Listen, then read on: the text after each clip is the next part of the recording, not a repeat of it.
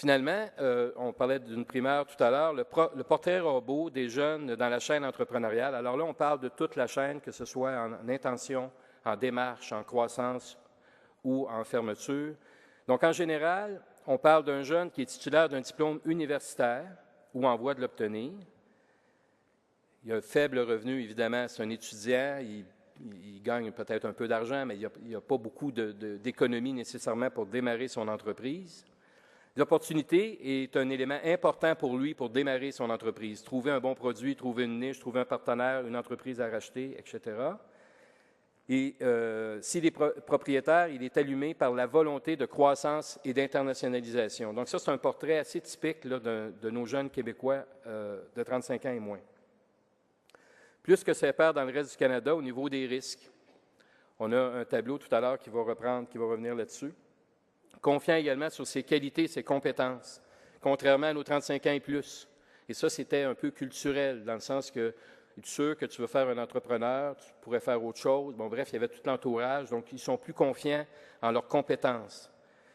Ils se sentent efficaces, ils peuvent faire plusieurs choses à la fois. Et ça, c'est la génération des C et des Y, finalement, qui peuvent écouter un match de hockey en écoutant l'orateur, qui peuvent lire en conduisant leur SMS. Bon, bref, ils sont multitâches. Des fois à risque, mais ils sont multitâches.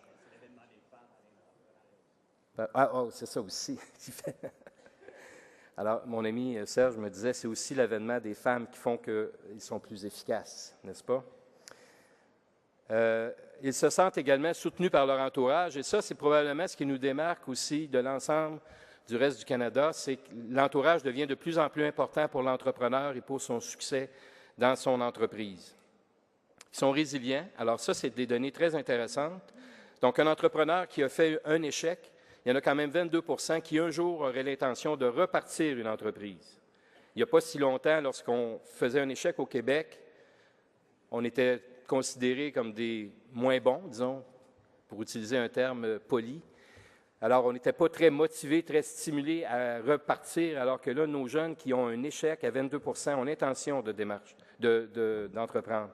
Et 44 % sont déjà en démarche. J'ai manqué mon coup, j'ai eu un échec, je profite de ces erreurs pour repartir sur des nouvelles bases. Donc, 44 % des jeunes qui ont eu un échec sont prêts à repartir en affaires, donc ils sont très résilients face à l'échec. Et 18 % sont déjà, presque 20, sont déjà propriétaires d'entreprise. J'ai eu un échec, j'en ai redémarré une autre et je suis propriétaire. Alors ça, c'est un changement aussi culturel important par rapport aux plus âgés.